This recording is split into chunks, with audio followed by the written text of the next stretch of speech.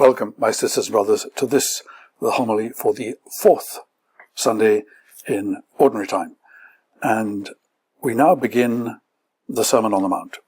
This is going to take several weeks, so the Gospel will be continuous for several weeks, and it's the major piece of Christian teaching in Matthew's Gospel, and of course one of the major texts of Christian teaching at all.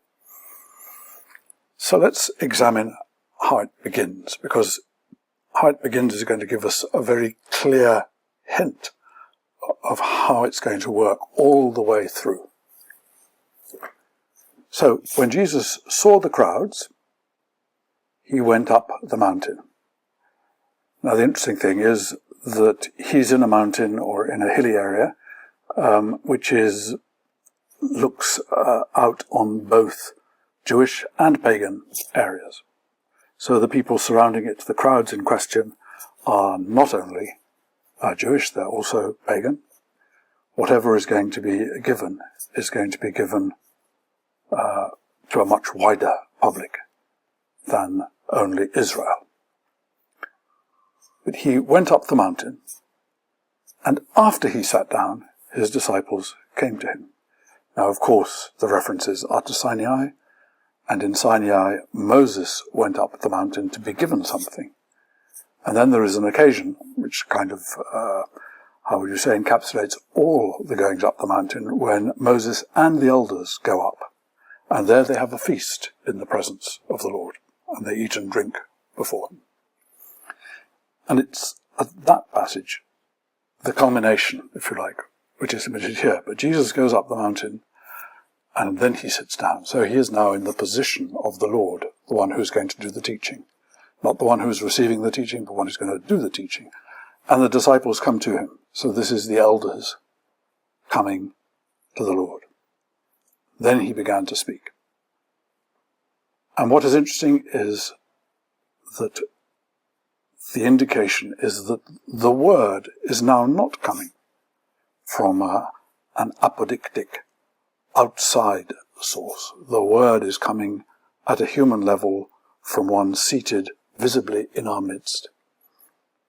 And every one of these words, these are the new oracles, and my guess is that once heard, we tend to remember them. We can, if not quote this whole passage by heart, at least remember significant elements of these. Blessed are the poor, blessed are the meek, blessed are those who are persecuted for righteousness.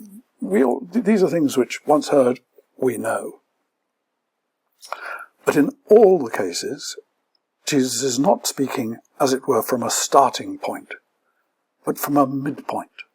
This is God in the middle of us, speaking into the midst of all our lives, and indicating something about a quality of being alive, which is what he is promoting.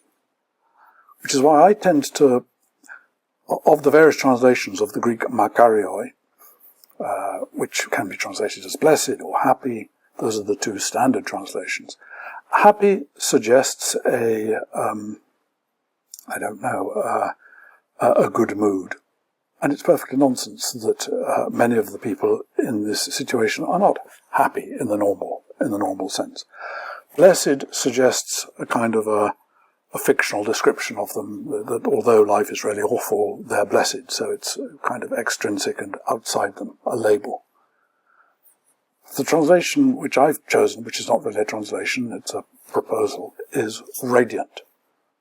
And why do I say that? Because each one of the groups described are people who are in the midst of the grind in one way. They are precarious on the inside of the grind of being human. But they're beginning to turn up the right side. There is something about going through the grind in which they are being brought to radiance, which is why I know it's not a translation, it's just a suggestion.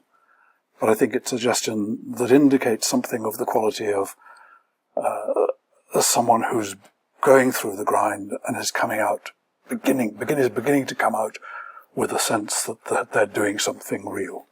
So, radiant are those who are actively poor, for theirs is for God is their king. Well, we'll be more literal. For God is their king.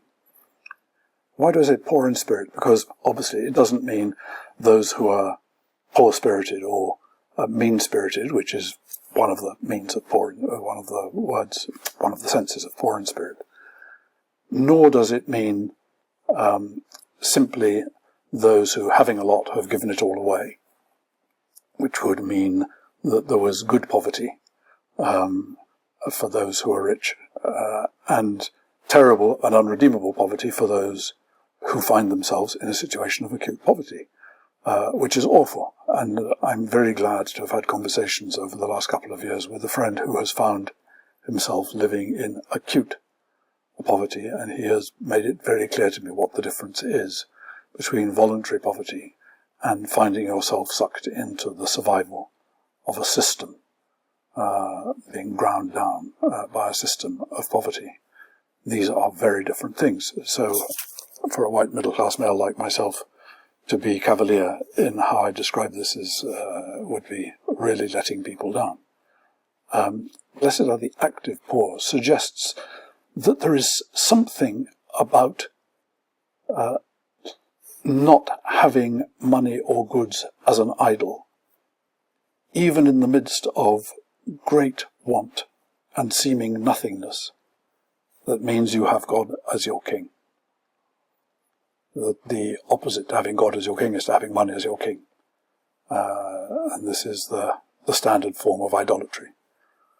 But there is something about occupying a place of not enough generously that is a sign of something out of nothing, which is how you know that God is king, for only God can produce something out of nothing. Blessed are those who mourn, for they will be comforted. Again, people who are in the midst of the precariousness of loss, who have lost not only someone they love, but a sense of belonging, whatever. There are endless forms of mourning, but all of them are to do with the sense of death, and again, facing nothingness. And they will be comforted. The one who brings into being will give them something. Radiant are the meek. One of the most difficult terms to understand. I learnt something about this from a friend of mine who worked with indigenous groups in Colombia, teaching them practices of non-violence. When faced with terrible intrusions on their land by both drug cartels on the one hand and paramilitaries on the other, many of which, often the drug cartels and the paramilitaries were the same people with different uniforms. And one's natural response in the face of terrible and much more powerful abuses of your land is to fight back. And the amazing thing is that he taught these groups not to resist. And the astounding thing was that eventually the outsiders just gave up and went away. They didn't know how to cope with this. It was an extraordinary example of meekness actually winning. And it does seem, what it says, radiant are the meek, for they will inherit the earth. It seems that originally meekness, rather than just being the endeavour, how do one say it, the demeanour proper to a Victorian young lady, meant something much more to do with actual property and land. It meant it's to do with those who are actually in the land that is theirs, in the face of people who want to take it over. There is something very always with, at least in the Hebrew things, there's always something chunky and physical at the bottom of these things. Blessed are those who hunger and thirst for righteousness. We're talking about precarious people. Their radiance comes even in the midst of situations of injustice, where they're having to actually fight for something. They're hungering and thirsting. It's unbearable to be in a situation of such injustice.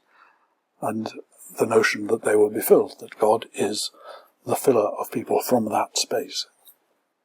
And blessed are the pure in heart, for they will see God. Again, singleness of heart. Its first understanding would have been with relation to financial matters. Blessed is someone who is single-hearted in the way they conduct their business, their deals. They're not trying to fool others or allowing themselves to be fooled. If necessary, they allow themselves to be fooled others rather than trying to fool others. The singleness of heart. Obviously, it also has references to sexual matters, singleness of heart, in the same way. But it's the singleness of heart that is central here. And remember that this is the only form of purity that is ever mentioned in Christianity, really.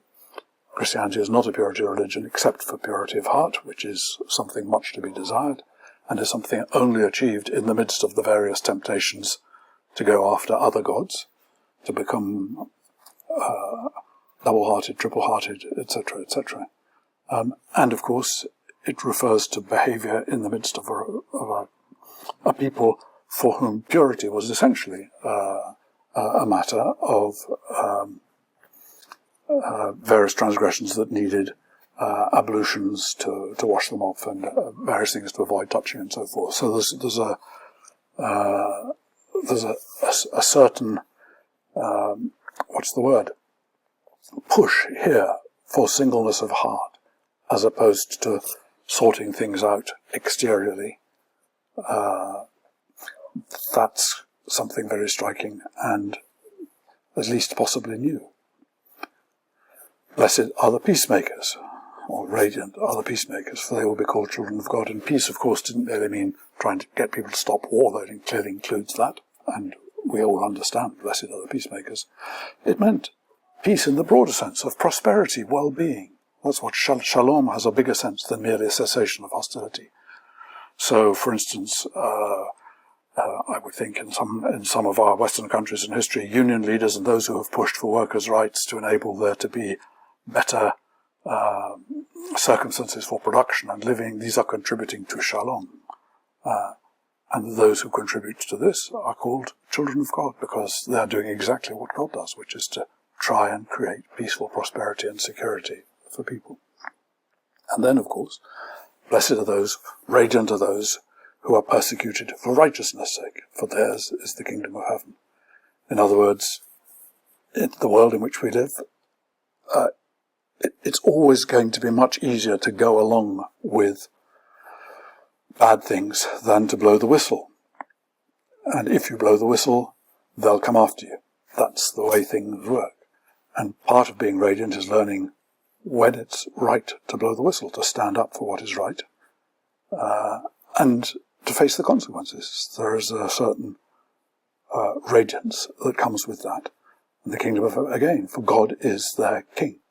Because that's what God does. God brings forth what is good, even in the midst of and despite all our attempts to close it down by grabbing false sources of security, false sources of togetherness.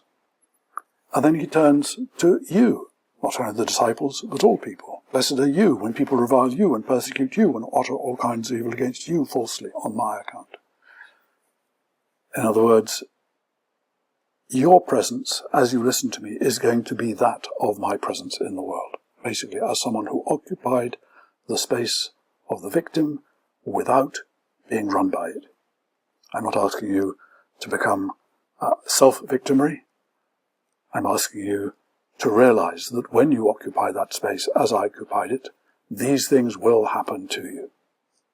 If they happen to you, rejoice and be glad, because it means that your reward is in heaven. This is how you get onto the inside of the life of God.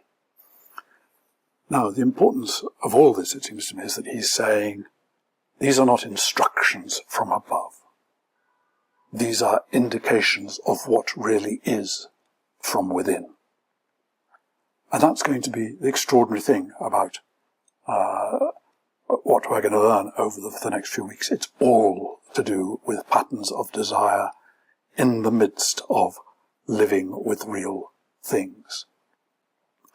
It's never a question of, I give you an order and now you must fulfill it. It's always a question of, this is what is going on and this is what desire looks like. Let's work out how to live this in such a way that it bears witness to God. So, radiance, the notion of God not coming down from above, but being in the midst and actually beginning to show forth what it's going to be like to be radiant with life alongside him, with him being alongside us and enabling us to inhabit and to discover the kingship of God. In the name of the Father, the Son, the Holy Spirit. Amen.